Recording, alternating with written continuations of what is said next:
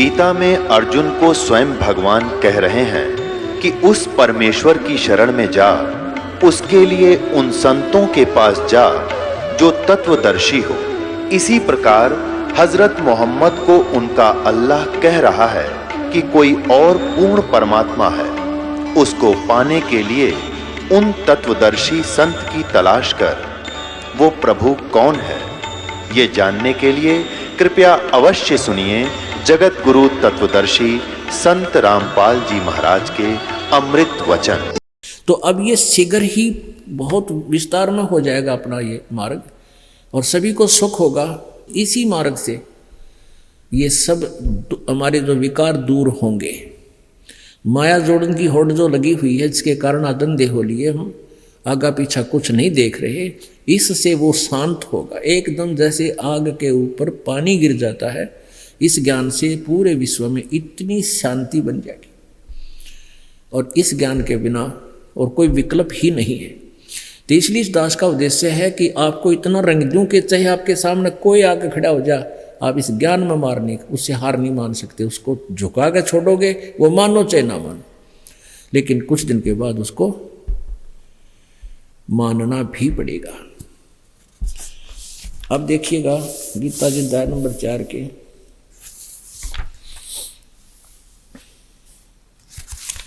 श्लोक नंबर 25 से प्रारंभ करते हैं।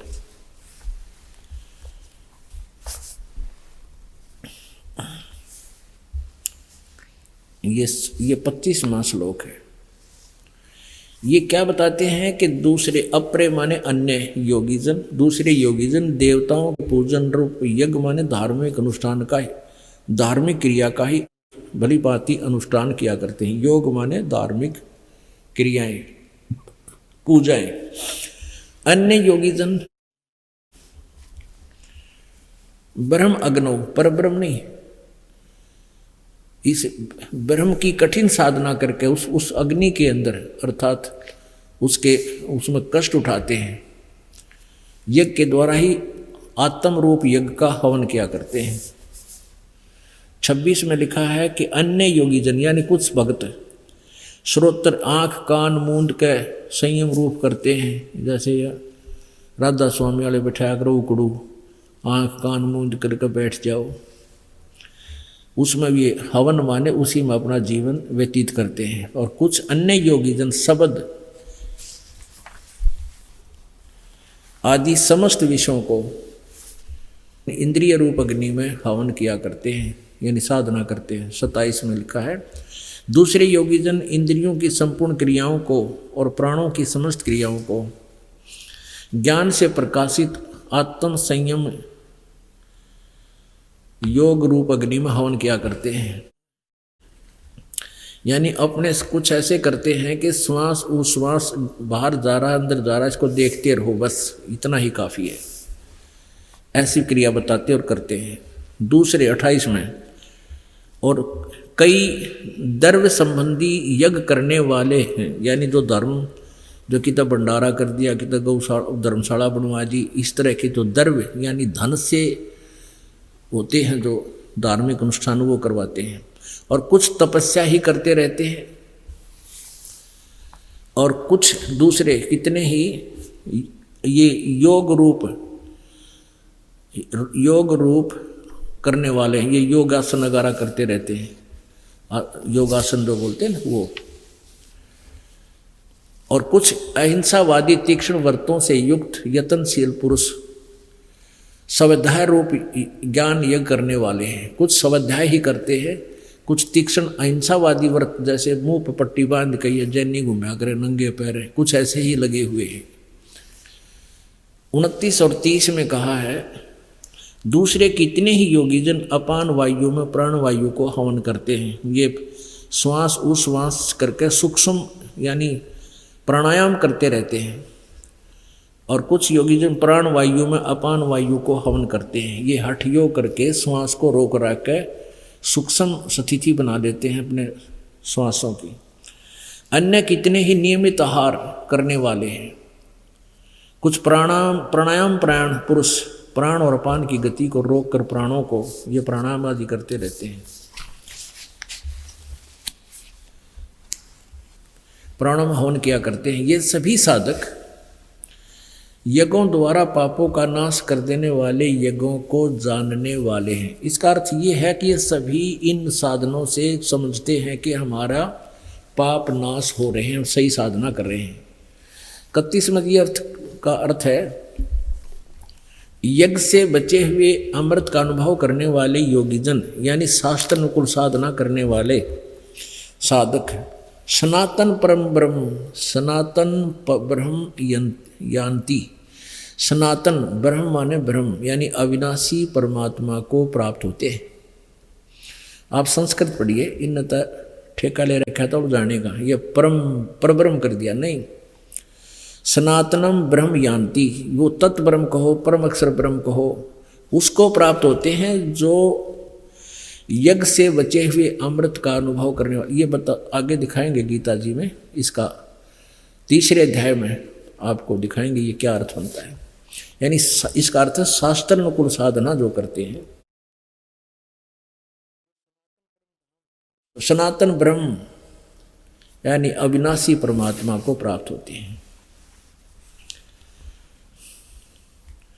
और जो साधना करते ही नहीं प्राप्त होते हैं, और जो यज्ञ न करने वाले पुरुष के लिए, यानी जो भक्ति करते ही नहीं, यथार्थ भक्ति नहीं करते,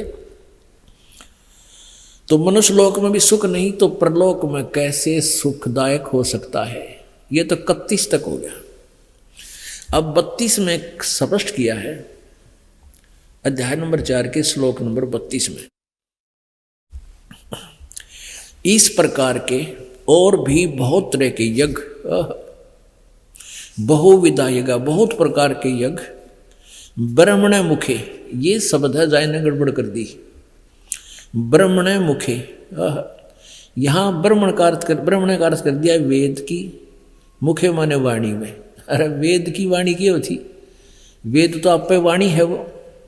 यहाँ है ब्रह्मण माने सच्चिदानंद घन ब्रह्म की, मुखे माने अपने मुख्य वाणी से, अपने मुख कमल से बोली गई वाणी में। अब ब्रह्मण का अर्थ क्लियर करना, जैसे अभी आपने 8वें अध्याय के 17वें श्लोक में जो ब्रह्मण का अर्थ देखा था, वो बड़ा भगवान होता है, तो वहाँ आयु कैलकुलेशन है, तो अमर नहीं हो, अक्षर ब्रह्म नहीं कह सकते, क्योंकि उसका आयु का विश्लेषण है, उसकी उम्र का है। और यहाँ केवल ब्रह्मण है, ये है सच्चिदानंद घन ब्रह्म। 17वें अध्याय का 23वें श्लोक में आपको दिखाते हैं, ये देखिएगा, ये है 17वां अध्याय नंबर 17 श्रीमद् भगवत गीता, और ये 23वां श्लोक है। ओम तत् सत इति निर्देश है, ब्रह्मण त्रिविध समर्थ है। ओम तत्सत इति निर्देश है, यह निर्देश है, यानी फाइनल फैसला है, नथिंग एल्स। निर्देश स्पष्ट लिख दिया, ये डायरेक्शन है, इसमें कोई ऑप्शन नहीं छोड़ रखा गीता ज्ञानदाता ने। ओम तत्सत इति निर्देश है, ब्रह्मण माने सच्चिदानंद घन ब्रह्म, परम अक्षर ब्रह्म की त्रिविध समर्थ है, 3 प्रकार। इस ओम तत्सत का 3 मंत्र के जाप का निर्देश है, और इसको 3 विधि से ही सेवन किया जाता है। ब्राह्मणा तेन वेदा च यज्ञा च विहिता पुर, विद्वान पुरुष तत्वदर्शी संत इसी आधार से, इसी ज्ञान के आधार से, वेदा माने ज्ञान के आधार से अपनी साधनाएं किया करते हैं। यहाँ देखो इन्हीं के द्वारा अनुवाद, ओम ओम तत् तत् सत सत, ओम तत्सत ऐसे ही है 3 प्रकार का। ब्रह्मण माने सच्चिदानंद घन ब्रह्म का, ये बिल्कुल सही कहा है, सच्चिदानंद घन ब्रह्म का नाम कहा है। निर्देश माने नाम नहीं, इस ब्रह्म का सच्चिदानंद ब्रह्म के मंत्र का यो निर्देश कहा गया कि यही है एक निर्देश, यही आदेश है, फाइनल फैसला है। अब यहाँ ब्रह्मण माने सच्चिदानंद घन ब्रह्म, ये देखना। तो अब हम यहीं आ जाते हैं वापस, अध्याय नंबर 4 का ये श्लोक नंबर फिर 32 हम देखते हैं। इस प्रकार बहुत तरह के यज्ञ माने धार्मिक अनुष्ठान, धार्मिक क्रियाएं, ब्रह्मण मुखे, यहां लिख दे हम सच्चिदानंद घन ब्रह्म की वाणी, यानी मुख से उच्चारित उस कमल अपने मुख कमल से बोली गई वाणी में विस्तार से कहे गए। ओहो, उन सब को तू कर्म जान, विधि,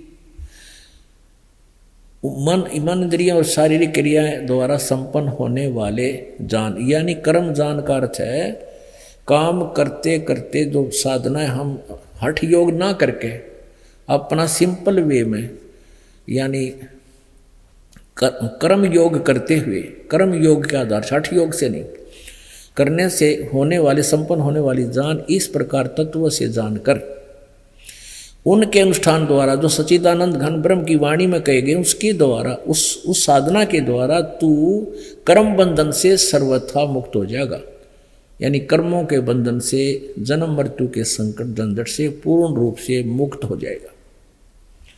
अब यहां इस चौथे अध्याय का 32 में आपने पढ़ा, 33 में स्पष्ट किया है। इसमें कुछ और व्याख्या बताई है कि जैसे श्रेयान द्रव्यमयात यज्ञात ज्ञान यज्ञ परंतम सर्वम कर्म अखिलम पार्थ ज्ञाने परिसमाप्ते। इसका अर्थ ये है कि कोई भी कार्य अनुष्ठान शुरू करने से पहले उसकी जानकारी पूरी होनी चाहिए, इसलिए ज्ञान यज्ञ इस द्रव अंधाधुंध धन लानते हैं, वो ज्ञान यज्ञ से आधार से फिर करे। हे परंतम द्रव्य में यज्ञ की अपेक्षा,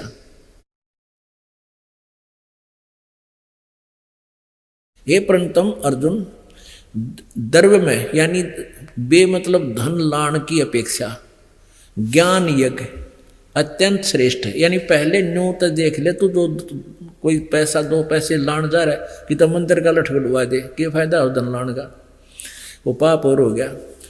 तो किसी भी काम के करने से पहले ये ज्ञान यज्ञ श्रेष्ठ है। यावन मात्र यानी सारे संपूर्ण कर्म ज्ञान में समाप्त हो जाते हैं।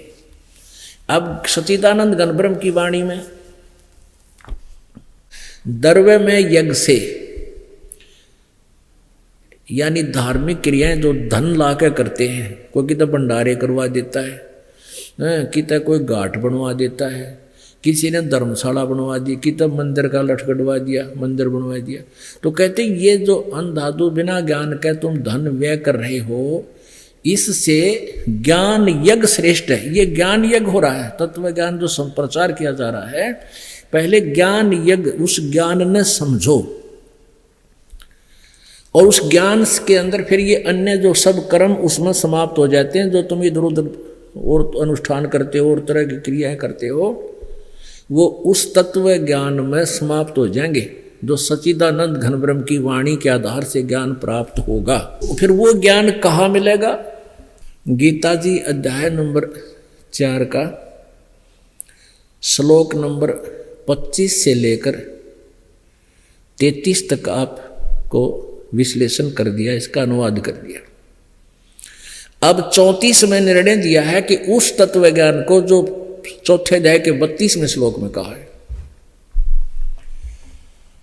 उसको तू तत्वदर्शी संतों के पास जाकर समझ। इससे सिद्ध हुआ कि वो ज्ञान भी गीता और वेदों से न्यारा है, उसका ज्ञान भी, उस ज्ञान के बारे में जानकारी भी किसी तत्वदर्शी संत को ही है, आम संत को नहीं है।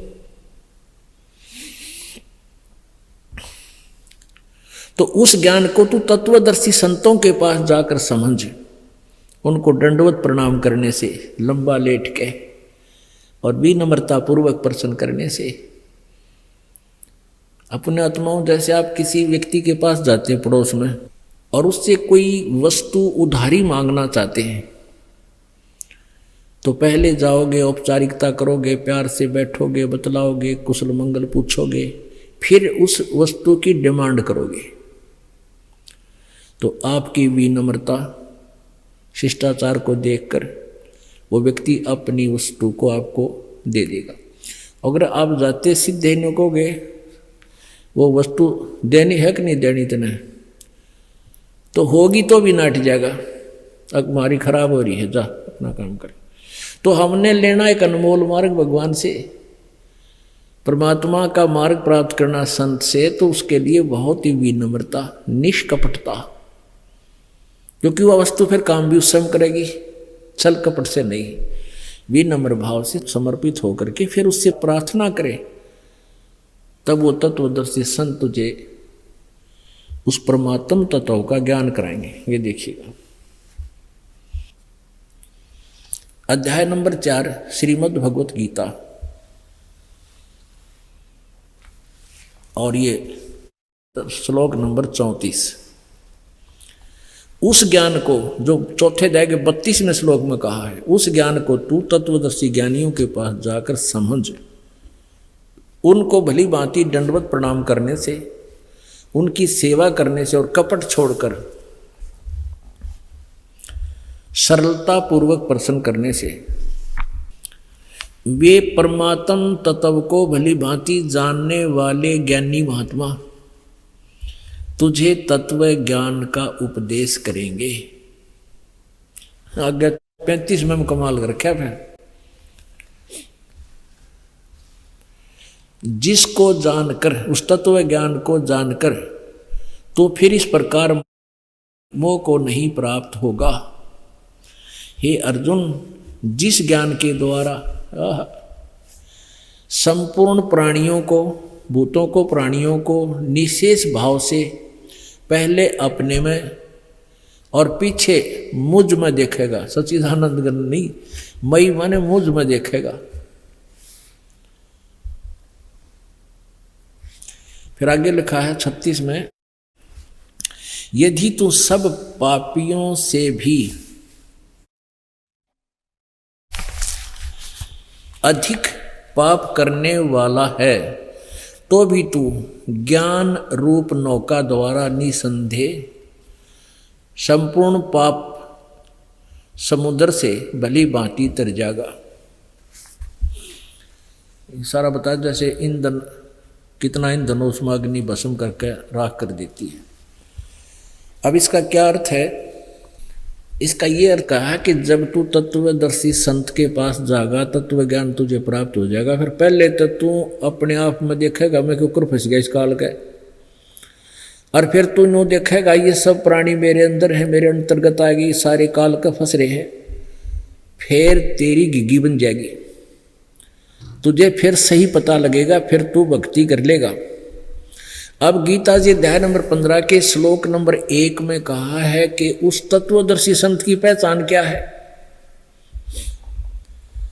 वो क्या बतावेगा? अक्षर पुरुष एक पेड़ है, निरंजन वा की डारे, तीनों देवा शाखा है, ये पात रूप संसार। ये देखिएगा वो तत्वदर्शी संत फिर क्या बतावेगा उल्टे लटके संसार रूपी वृक्ष के बारे में। ये देखिएगा, ये है गीता जी अध्याय नंबर 15 के श्लोक नंबर 1 से 4 का आशय। ये देखो,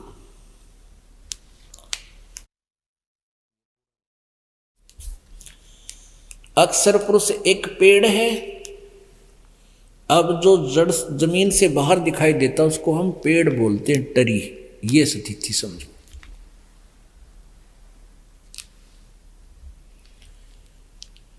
अक्षर पुरुष एक पेड़ है, ये अक्षर पुरुष है, ये परब्रह्म है, ये तना।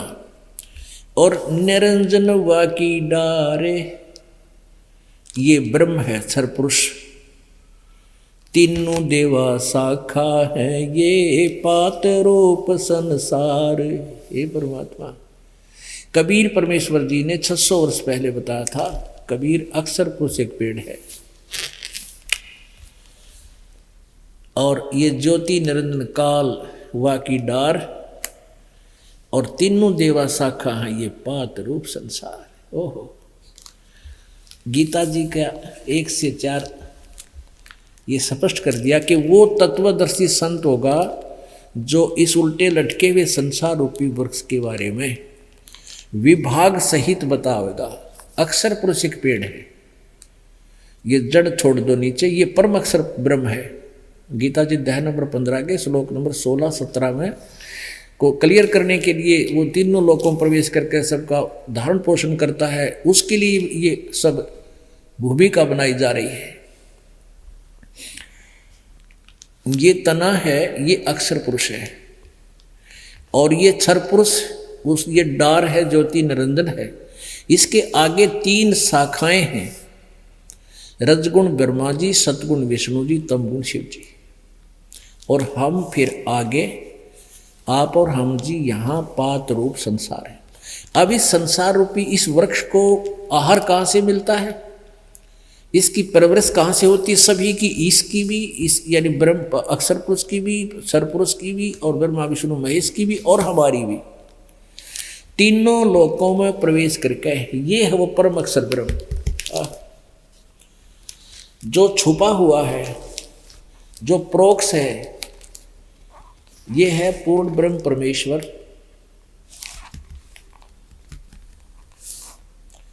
इसको अक्षर ब्रह्म भी कहते हैं। ये जड़ रूपी अक्षर ब्रह्म, पूर्ण ब्रह्म। अब इसको दूसरे शब्दों में, क्योंकि अब हमें ज्ञान हो गया तो हम ऐसे भी कह सकते हैं, ये कबीर देव है, कबीर साहब है, परम अक्षर ब्रह्म, पूर्ण ब्रह्म, कबीर साहब, ये वो परमात्मा है।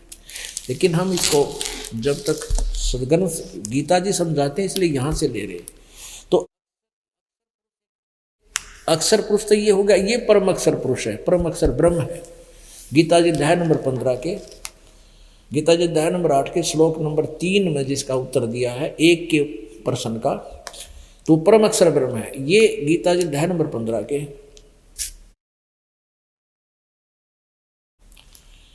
ये है वो जड़ रूपी परमात्मा।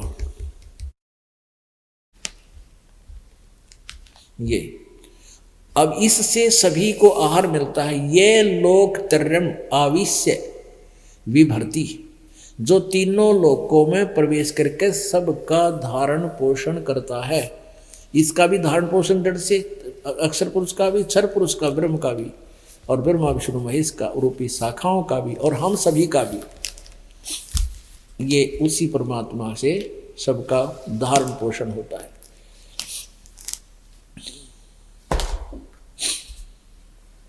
अपने आत्माओं,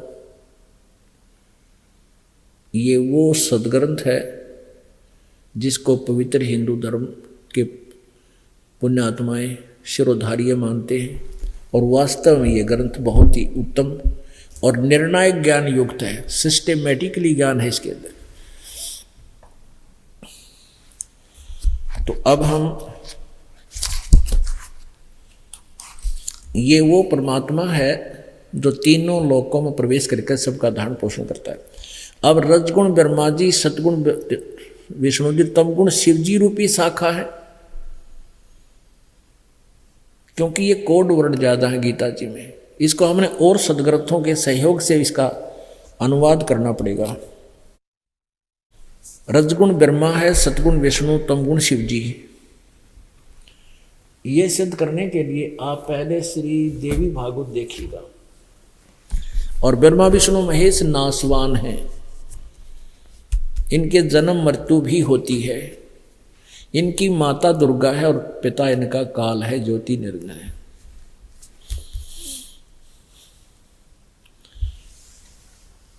गीता प्रेस गोरखपुर से प्रकाशित है ये।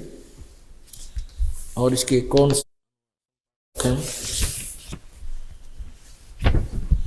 संपादक हनुमान प्रसाद पोदार, चिमन लाल गोस्वामी।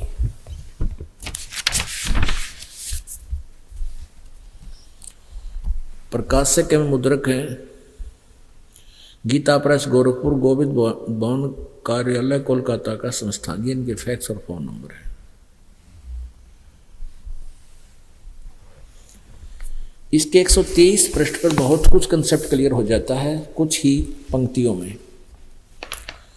123 पृष्ठ, 30 स्कंद।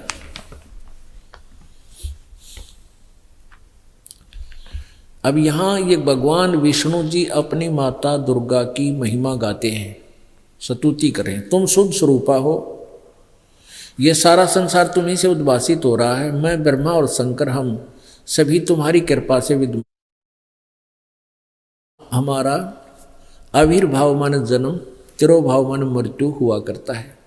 हमारा तो जन्म और मृत्यु होता है, हम अविनाशी नहीं हैं, हम नाशवान हैं।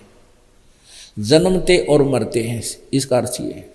केवल तुम ही नित हो, जगत जननी हो, प्रकृति और सनातनी देवी हो। ये प्रकृति शब्द याद रखना, दुर्गा को कहते हैं, और ये गीता जी में आपके काम आएगा जब वहाँ इनकी उत्पत्ति बताई जाएगी।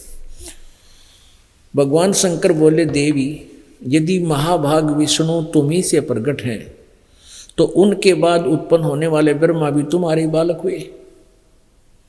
फिर मैं तमोगुणी लीला करने वाला शंकर क्या तुम्हारी संतान नहीं हुआ? अर्थात मुझे भी उत्पन्न करने वाली तुम ही हो। शिवे, संपूर्ण संसार की सृष्टि करने में तुम बड़ी चतुर हो। इस संसार की सृष्टि, स्थिति और संहार में तुम्हारे गुण सदा समर्थ हैं। उन्हीं तीनों गुणों से उत्पन्न हम ब्रह्मा, विष्णु एवं शंकर नियमानुसार कार्य में तत्पर रहते हैं। इससे सिद्ध हो गया कि रजगुण ब्रह्मा उन्हीं तीनों गुणों से उत्पन्न। रजगुण ब्रह्मा जी, सतगुण विष्णु, तमगुण शिव जी केवल नियमानुसार कार्य में तत्पर रहते। जो निर्धारित आपका दिया हुआ है संस्कार, उसी को ही ये कार्यान्वयन करवा सकते हैं, उसमें चेंज नहीं कर सकते। यहाँ भी स्पष्ट दिया कि मैं तमोगुणी लीला करने वाला शंकर क्या तुम्हारी संतान हुआ। यहाँ स्पष्ट ही कर दिया कि तीनों गुणों से हमारी उत्पत्ति हुई है, रजगुण ब्रह्मा, सतगुण विष्णु, तमगुण शिव जी। इसमें क्या है कि अनुवादकर्ताओं ने, क्योंकि ये केवल हिंदी है, इसमें अनुवादकर्ताओं ने थोड़ी सी गड़बड़ी कर दी, और ये संस्कृत सहित है श्री देवी भागवत। इसमें क्योंकि हम शिक्षा का भी हमें यही लाभ है कि हम इन सदग्रंथों को स्वयं भी समझ सकते हैं, क्योंकि हमारे पास मास्टर की है।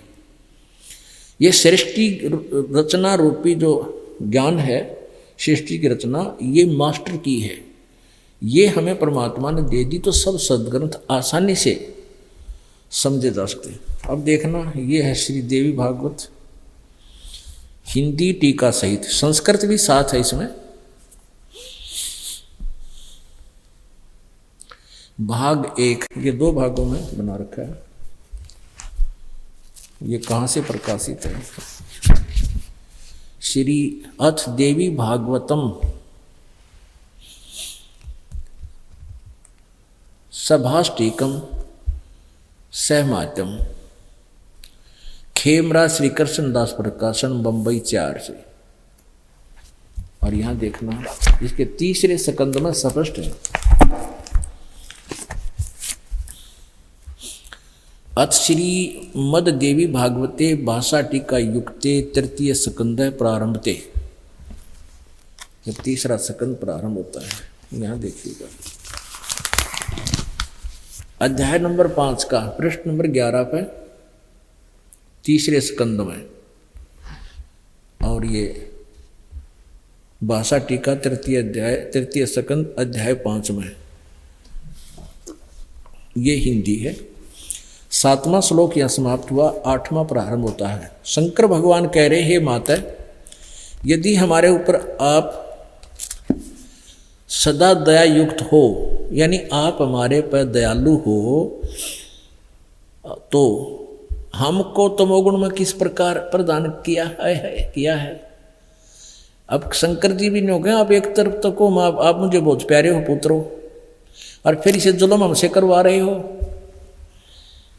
हे माता, यदि हमारे ऊपर सदा आप दया युक्त हो, तो हमको तमोगुण में किस प्रकार प्रदान किया है, उत्पन्न किया, ये लिखना चाहिए। ब्रह्मा रजोगुण और हरि सतोगुण युक्त क्यों किए हैं? अपने आत्माओं युक्त किए हैं। अब यहाँ संस्कृत भी हम देखेंगे। अब 7वां श्लोक समाप्त हुआ, 8वां प्रारंभ होता है। यदि दया धर्मना न सदाम्बिके कथम अहम विहित है, मैं क्यों बना दिया, क्यों पैदा कर दिया, क्या तमोगुण है। और कमल से उत्पन्न होने वाले ब्रह्मा को आपने रजोगुण संभाव, रजोगुण क्यों बनाया, उत्पन्न किया। और सुवित है किमु सतोगुण हरि, और विष्णु जी को आपने सतोगुण क्यों बना। इससे सिद्ध हो गया इति सिद्धम रजगुण ब्रह्मा और सतगुण विष्णु और तमगुण शिव जी। इति सिद्धम रजगुण ब्रह्मा जी सतगुण विष्णु तमगुण शिव जी। अब गीता जी अध्याय नंबर 15 के श्लोक नंबर 1 से 4 को समझना अति आसान हो जाएगा। अब गीता जी अध्याय नंबर 15 के श्लोक नंबर 1 से 4 को और 16 और 17 को समझना अति आसान हो जाएगा। अब एक ये पहचान होगी कि तत्वदर्शी संत किसे कहते हैं, फिर रजगुण ब्रह्मा जी सतगुण विष्णु तमगुण शिव जी। अब हम आप जी को श्रीमद् भगवद गीता अध्याय नंबर 15 के 1 से 4 श्लोक आपके रूबरू कराते हैं। पुण्यात्माओं,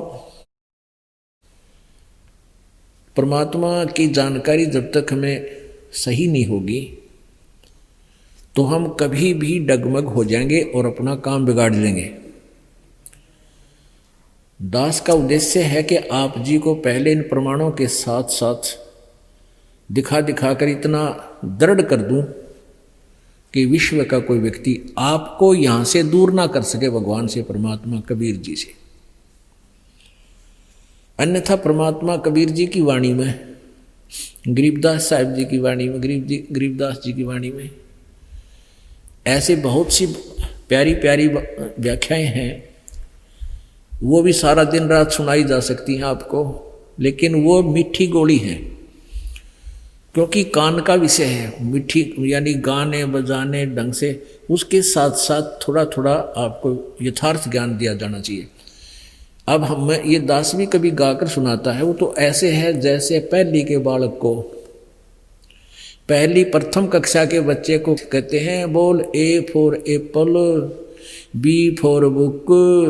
ये गाना नहीं है, ये उसको तरीका है समझाने का। और जब वो बच्चा मैच्योर हो जाता है, बड़ी क्लासेज में हो जाता है, फिर उसने रुक के मार कर आवाज लगा कर नहीं पढ़नी पड़ती, फिर तो मन मन में घोटा है। तो ऐसे ही आप जी को हर तरह, क्योंकि यहाँ प्रथम कक्षा के बच्चे भी आज भी आए हैं और यानी कई वर्ष से सत्संग सुनते आ रहे हैं, उनको भी, यानी सबका समावेश एक ही सत्संग में दास कोशिश करता है 2 घंटे में मिला जुला सा मिश्रण सबका कर दूं। क्योंकि इस काल के जाल में और ये कलयुग के दौर में काल ने इतनी फिरकी बना रखी है, सबकी घिघी बांध रखी है, किसी को समय नहीं 1 मिनट का भी। और चाहे रास्ते में कितना 1 मिनट में खड़े हो जा, लेकिन सत्संग का टाइम कतई नहीं रह रहा। ये तो बहुत पुण्यात्मा और परमात्मा जिन पर अति कृपा करते हैं, अति प्रसन्न हैं, वही यहाँ समय निकाल कर आ पाते हैं और वही जमानत करवा कर लाता आपकी परमात्मा कबीर जी। आप जी काल की कैद में हैं, अपने कर्मों का दंड भोग रहे हो। ये जेल बहुत खुला है, इसके बंधन और तरह के हैं। तो उस काल के बंधन से आपका जो जमानत करवाता है परमात्मा ही, कुछ समय के लिए पैरोल पर आपको यहाँ लाता है और फिर कहता भी 2 दिन छोड़ दे इसने, फिर तेरे पास वापस छोड़ दूंगा। तो ऐसे आप जी के ऊपर जो कृपा है परमात्मा की, आपकी छुट्टी करवा के लाते हैं और फिर ये ज्ञान सुनवाते हैं। फिर कुछ दिनों के बाद आपकी इतनी कमाई बढ़ जाएगी, हर तरह की व्यवस्था परमात्मा घर पर करने लग जाएगा और आप हर परिवार यहाँ आया करोगे। तो जितना अधिक समय आपको मिलेगा वो परमात्मा कबीर जी की कृपा ही होगी, अन्यथा इधर झांक भी नहीं सकता प्राणी। रेल बना रखी है सबकी, भागा दौड़ी 1 मिनट में खत्म, वहीं रह जा सारा दरा। अब आपको दिखाते हैं गीता जी अध्याय नंबर 15 का श्लोक नंबर 1 से 4। अथ पंचदशो अध्याय।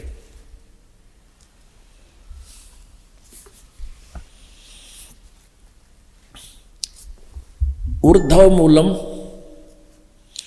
ऊर्ध्व माने ऊपर को, अधः शाखम नीचे को, ऊपर को जड़ वाला, नीचे को शाखम माने शाखा वाला, अश्वत्थम अविनाशी, अश्वत्थम माने पीपल का वृक्ष, प्राहु माने कहा जाता है ये अवय अविनाशी, और छंदासी यस्य प्रणानी, छंदासी माने उसके विभाग हैं, पत्ते आदि। और ये तम वेद जो उस अज्ञान अंधकार में के उस के अंदर उस ज्ञान को समझता है, जो अभी तक अज्ञान अंधकार में फंसा पड़ा था तत्व ज्ञान को। स तम वेद जो इनको समझता है, जानता है। स वेदवित, वह वेद के तात्पर्य को समझने वाला है। यहाँ देखिएगा, ऊर्ध्व मूलम, आदि पुरुष परमेश्वर रूप मूल वाले। ऊर्ध्व का अर्थ है ऊपर को, तो आदि पुरुष परमेश्वर मूल समझो, जड़ तो वो समझो।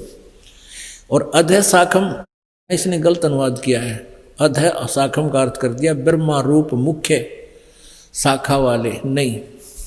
इसी के अंदर देखिएगा अध्याय नंबर 15 के श्लोक नंबर 2 में 2 जगह अधः, ये अधः, अधः माने नीचे है, इन्हीं से लेंगे हम।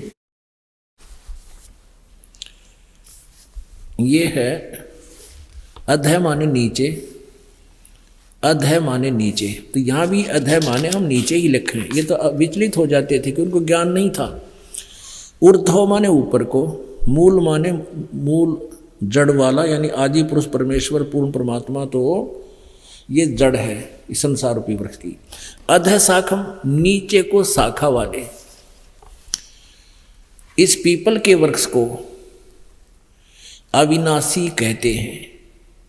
वेद जिसके पत्ते, इन्हें वेद लिखा नहीं, इसका अर्थ होता है जो भिन्न भिन्न विभाग हैं। चलो हम इनके अपना जो निष्कर्ष लेते हैं।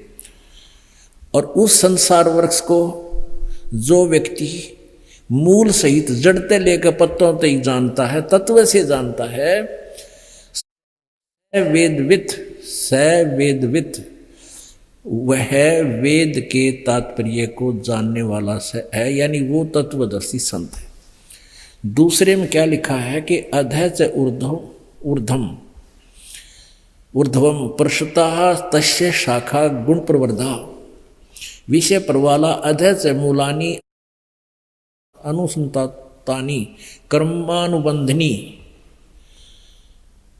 मनुष्य लोके। इसका अर्थ है इस संसार की गुण प्रवर्धा, तीनों गुण रूप, रजगुण ब्रह्मा जी, सदगुण विष्णु, तमगुण शिव जी,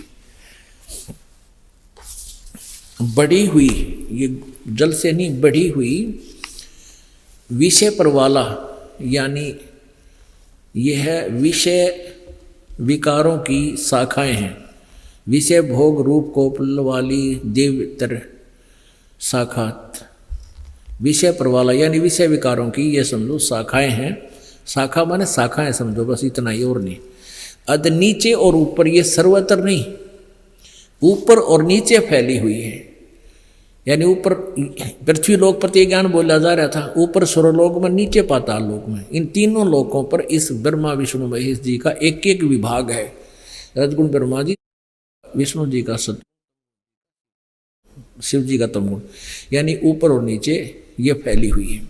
मनुष्य लोक में कर्मों के अनुसार बांधने वाली भी यही मुख्य कारण है। मूलानी माने मुख्य कारण है। कर्मों के बंधन में यही बांध कर रखते हैं ये ब्रह्मा विष्णु महेश में।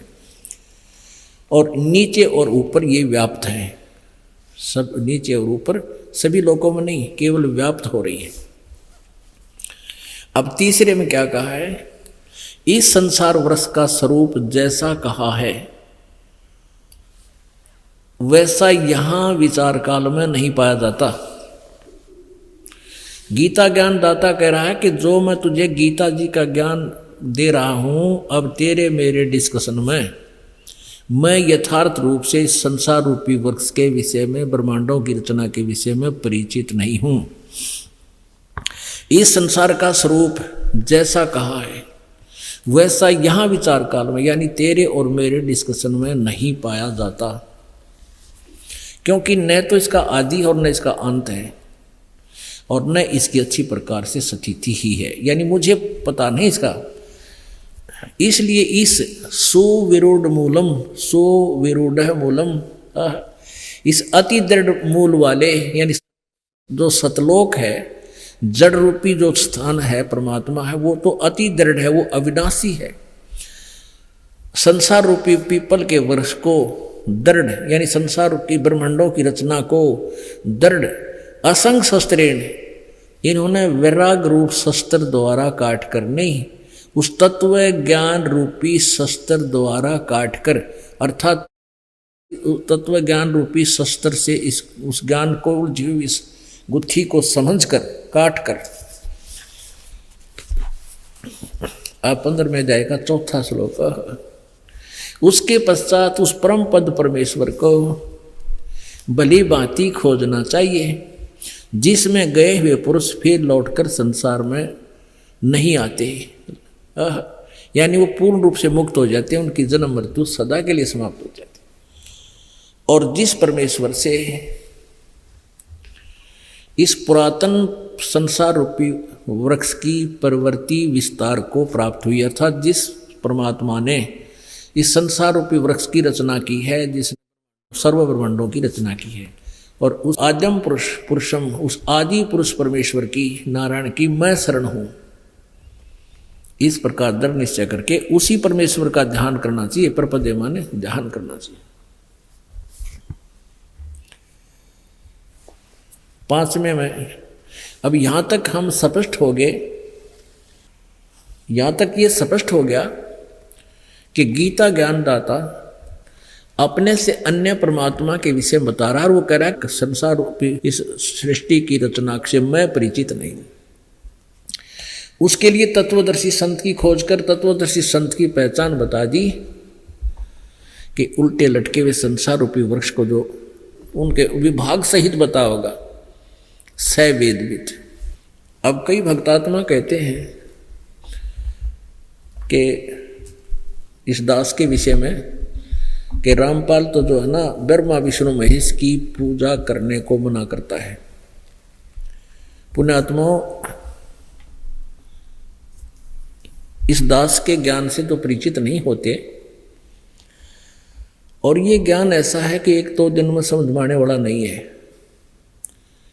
ये और संतों वाली कथाएं नहीं है।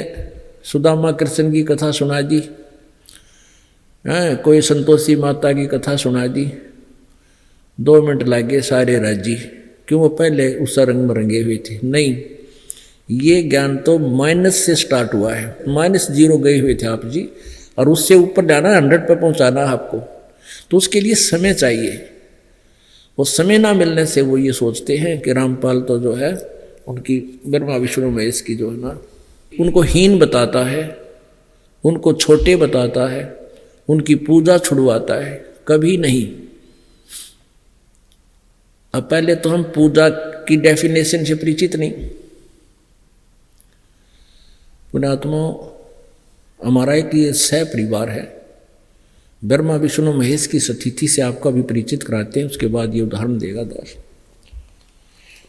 आप जी कोई नर्सरी से पौधा लाए आम का, तो उसको कैसे प्रॉपरली कैसे बीजा जाता है, उसको गड्ढा बनाओ और उसकी मिट्टी के अंदर जड़ को दबाओ और फिर जड़ की सिंचाई करो, तो वो सही पौधा लगाने की, पौधा बीजने का वो जो ना प्रॉपर वे है। और हम क्या कर रहे थे, हम जैसे अभी आपने देखा कि रजगुण ब्रह्मा सतगुण विष्णु रूपी, तो ये तमगुण शिवजी रूपी तो शाखा है उस पेड़ की। हम पेड़ की शाखा पूजन लागे और जड़ की पूजा छोड़ दी हमने।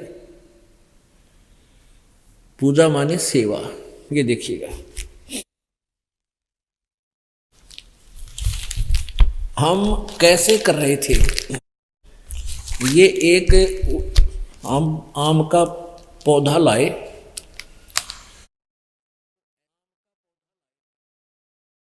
हमने गमला दिखाया समझने के लिए।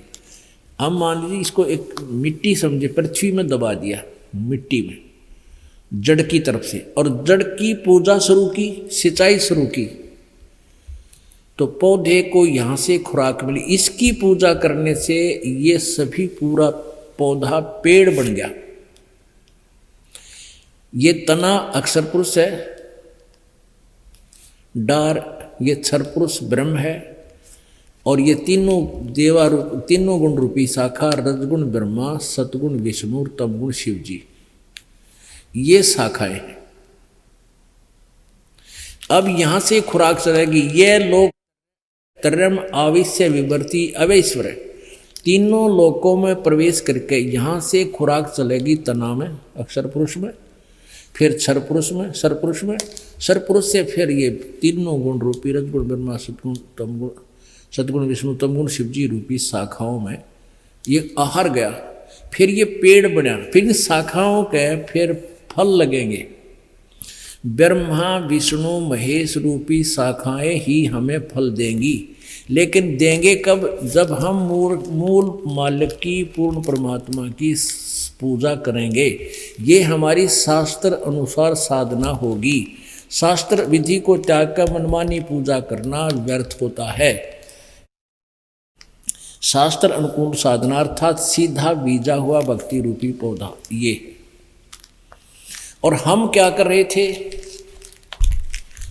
हम ऐसे कर रहे थे,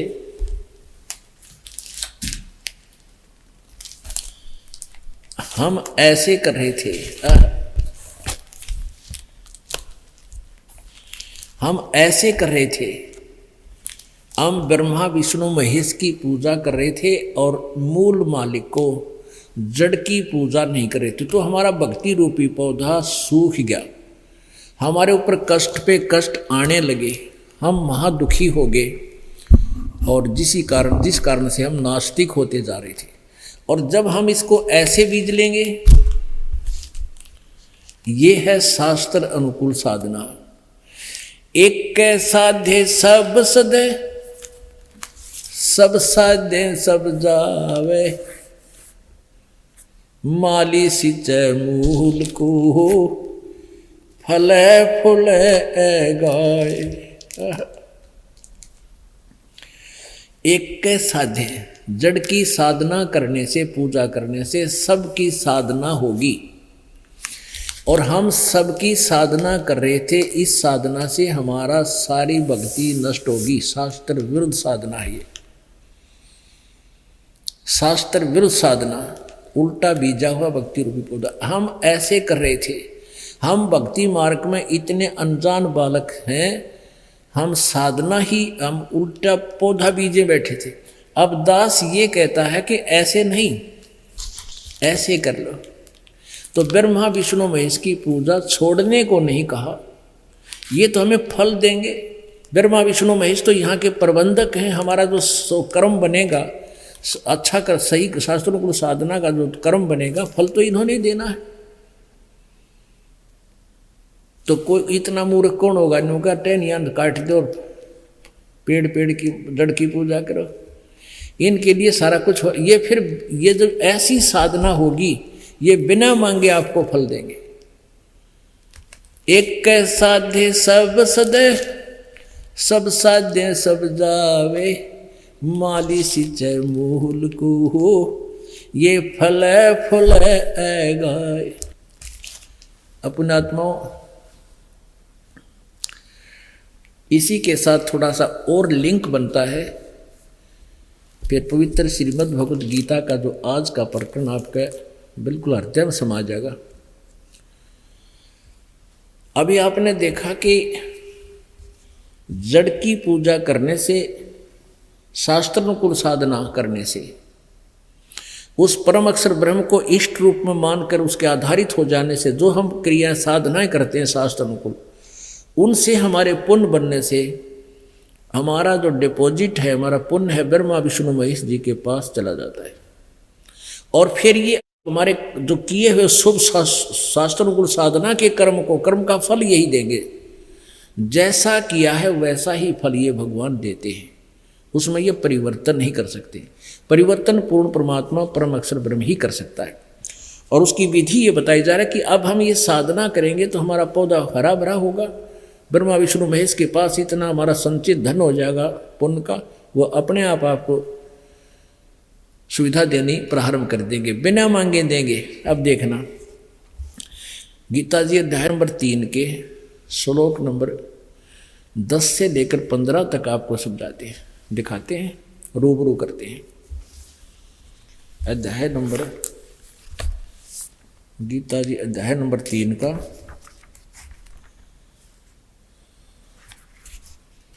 10 से 15। अध्याय नंबर 3 और यहाँ 10 से प्रारंभ करते हैं। प्रजापति ब्रह्मा ने कल्प के आदि में यज्ञ सहित प्रजाओं को रचकर कहा कि तुम लोग इस यज्ञ के द्वारा यानी शास्त्रानुकूल साधना द्वारा वृद्धि को प्राप्त हो और यह यज्ञ तुम लोगों को इच्छित भोग प्रदान करने वाला हो। 11वें, इस यज्ञ के द्वारा देवताओं को उन्नत करो। रजगुण ब्रह्मा, सतगुण विष्णु, तमगुण शिवजी रूपी देवता इस शास्त्रानुकूल साधना से उन्नत होंगे।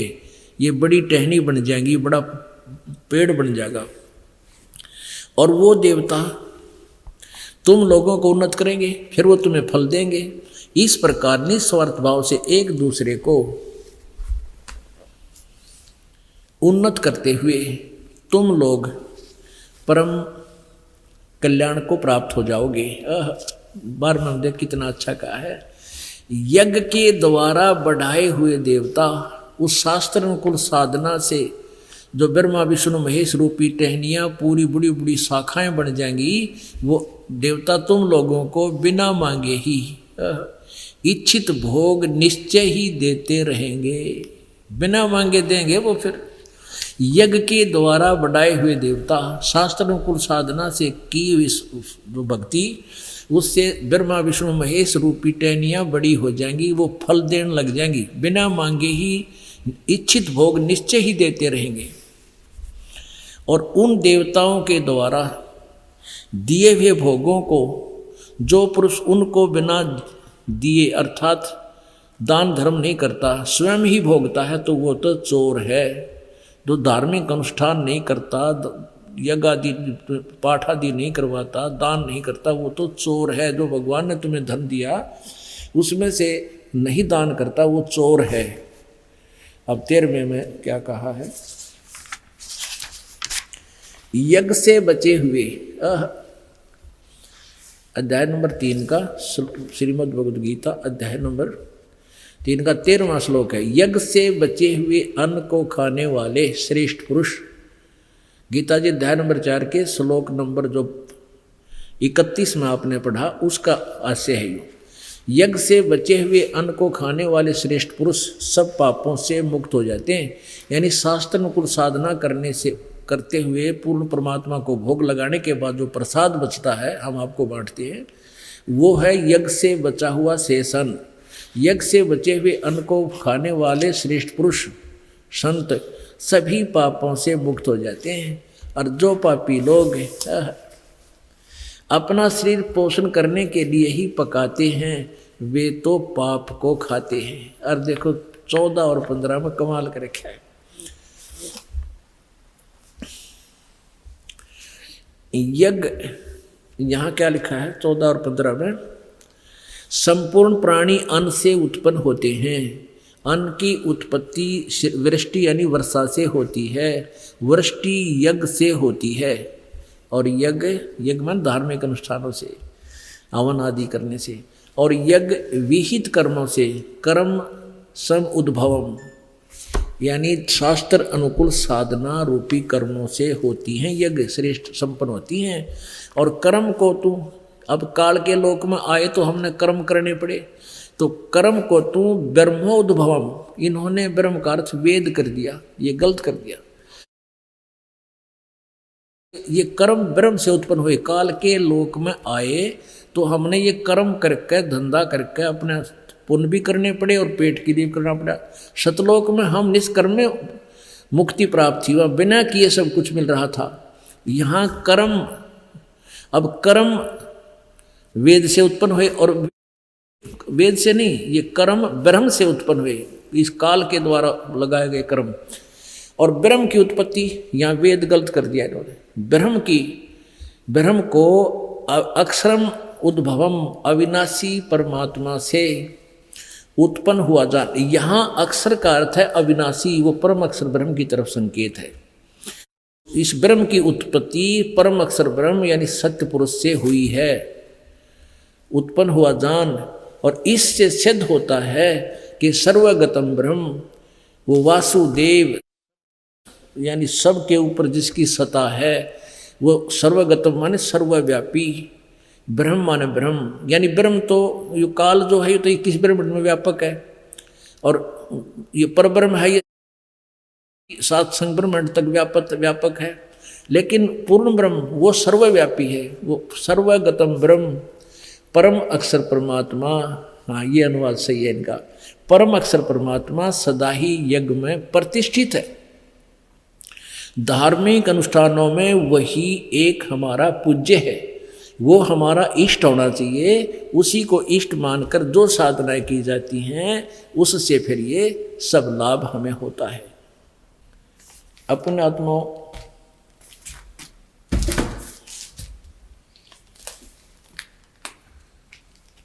ये सदग्रंथ हैं, और आप जी पहली कक्षा के बालक भी नहीं हो जब तक यहाँ, जिसने 1, 2 वर्ष 3 वर्ष नहीं होगे, और जो यहाँ आते हैं वो पहली कक्षा के बच्चे स्टार्ट करवाते हैं। ABC से लेकर और PhD तक आपको इसी माध्यम से, सत्संग के माध्यम से कराई जाती है। और इसके लिए ये 2 घंटे ऐसे है जैसे 2 मिनट के बराबर है। अब इतना प्रमाण देकर के आप जी को इस परमात्मा के ज्ञान से परिचित कराया गया है। इतना प्रमाण देकर के आप जी को इस परमात्मा के ज्ञान से परिचित कराया गया है। परमेश्वर क्या कहा करते कबीर जी, गुरुआ गाम बिगाड़े संतो गुरुआ गाम बिगाड़े। गुरुआ एक तो होते हैं नकली गुरु, इन नकली गुरुओं ने गांव के गांव बिगाड़ दिए, पूरे समूह के समूह को बर्बाद कर दिया। कोई किसी तरह पूजा करता है, कोई किसी तरह। गुरुआ गांव बिगाड़े संतो गुरुआ गांव बिगाड़े, ऐसे कर्म जीव कहला दिए, ईब जड़े नहीं जाड़े। भेड़ पूछ को पंडित पकड़े, ये बादो नदी बिहंगा। गरीबदास वो भव जल डूबे, नहीं साध सत्संगा।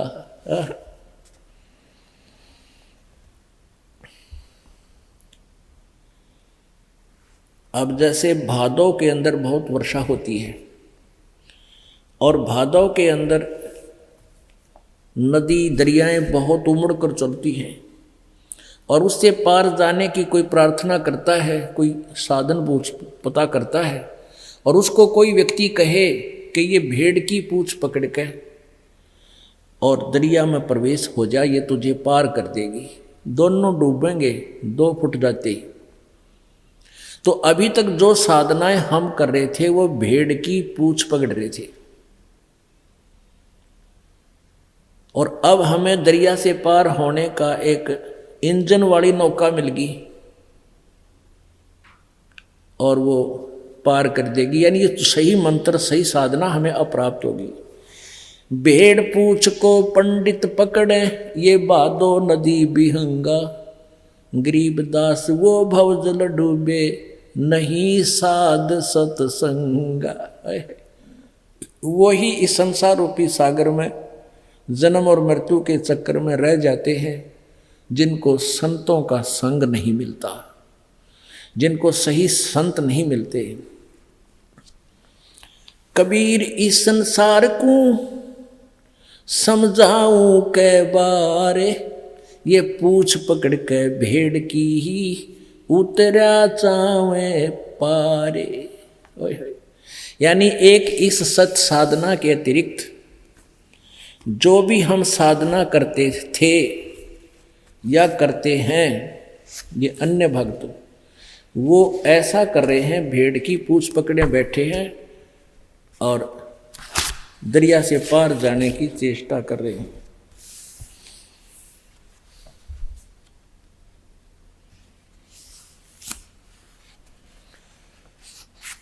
मैं तो दे दी है बालम बैरेनू, मैं तो दे दी है बालम बैरेनू।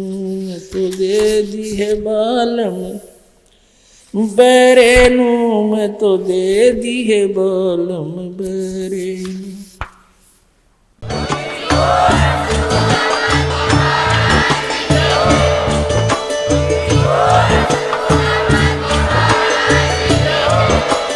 आप सुन रहे थे जगत गुरु तत्वदर्शी संत रामपाल जी महाराज जी के मंगल प्रवचन। अधिक जानकारी के लिए विजिट कीजिए हमारी वेबसाइट www.jagatgururampalji.org। संत रामपाल जी महाराज जी के शुभ आशीर्वाद से पूरे विश्व भर में 500 से भी ज्यादा नाम दीक्षा केंद्र हैं, जिन पर संत रामपाल जी महाराज जी द्वारा ऑनलाइन निशुल्क नाम दीक्षा दी जा रही है। अपने नजदीकी नाम दीक्षा केंद्र का पता करने के लिए संपर्क करें 8222880541।